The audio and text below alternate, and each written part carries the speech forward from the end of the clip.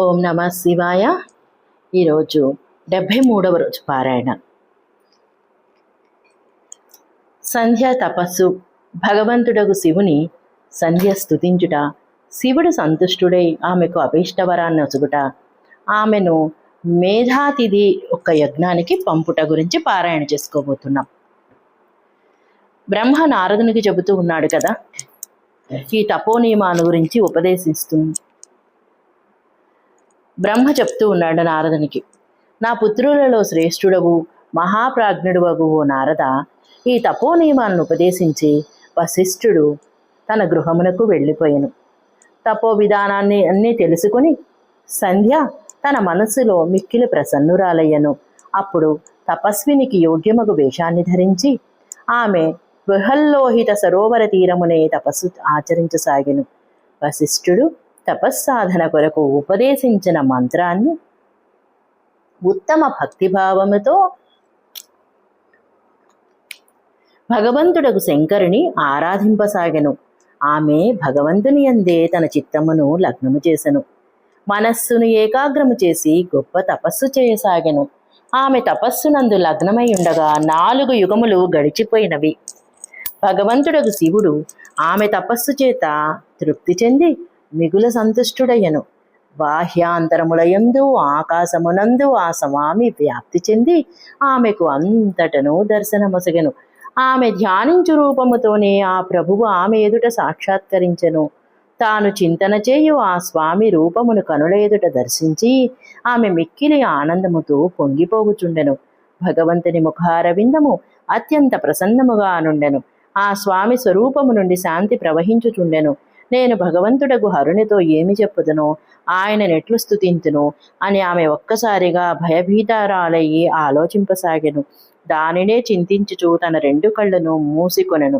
కనులు మూసుకొనగానే భగవంతుడు శివుడు ఆమె హృదయంలో ప్రవేశించి ఆమెకు దివ్యజ్ఞానముసగెను. దివ్యవాణిని దివ్య దృష్టిని ప్రసాదించెను.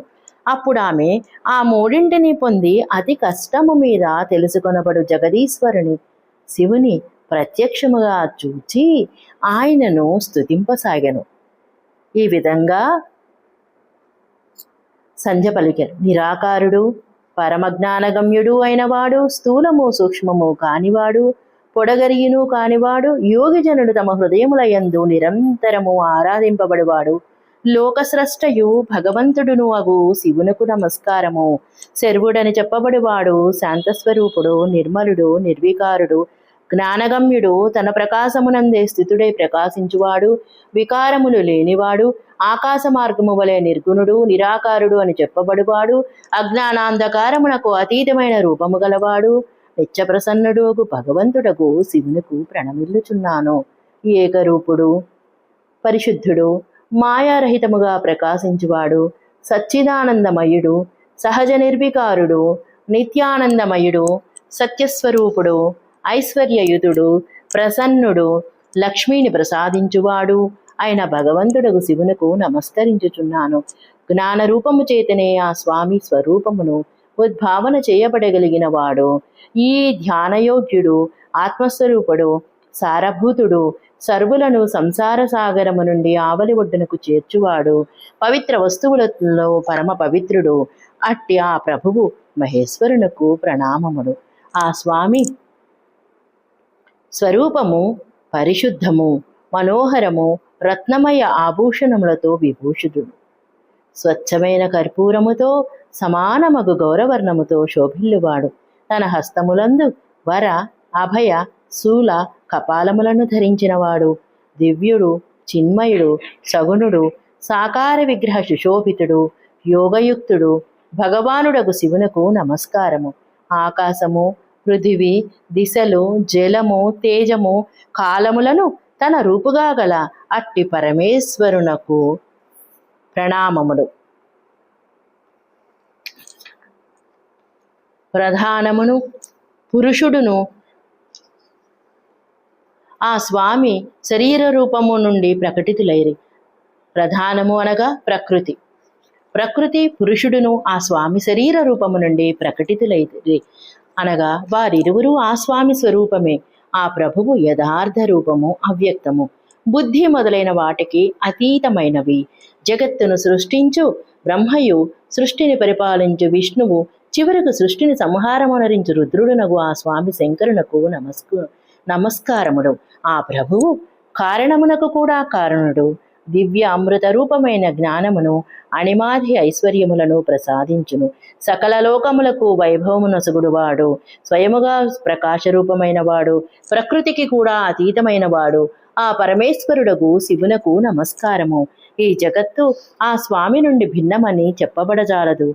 ఆ స్వామి చరణముల నుండి పృథివీ, అంగముల నుండి సకల దిశలు, సూర్యచంద్రులు, కామదేవుడు, ఇతర దేవతలు ప్రకటితులైరే. ఆ ప్రభువు నాభి నుండి అంతరిక్షము ఆవిర్భవించెను. అట్టి శంభు భగవానునకు ప్రణామములు. ప్రభు, అందరికంటే ఉత్కృష్టులకు పరమాత్మ మీరే. మీరే అనేక రకములకు విద్యలు. మీరే హరుడు. మీరే సద్బ్రహ్మయు పరబ్రహ్మయు. మీరు ఎల్లప్పుడూ ఆలోచన తత్పరులయుందురు. ఆ స్వామి ఆది మధ్య అంతములు లేనివాడు. ఆ స్వామి వలననే ఈ జగమంతయును ఉత్పన్నమైనది. ఇది మనస్సు వాణి విషయములకు అతీతము. అట్టితరి ఆ మహాదేవుని నేను ఎట్లా స్తుతించగలను?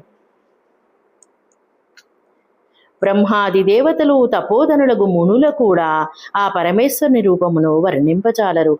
అట్టితరి నేనెట్లు వర్ణించగలను, స్తుతించగలను? ప్రభు, మీరు నిర్గుణులు, నేను మూర్ఖురాలనగు స్త్రీని. మీ గుణములనెట్లు తెలుసుకొనగలను? ఇంద్రుడు మొదలుగా గల సమస్త దేవతలు కాని అసురులు కాని మీ రూపము నెరుగుచాలరు. మహేశ్వర, మీకు నమస్కారము. తపోమయ, మీకు నమస్కారము. దేవేశ్వర, శంభో, నా ఎడల ప్రసన్నుడు కమ్ము. మీకు పదే పదే నేను నమస్కరించెదను. సశేషము. ఓం నమః శివాయ.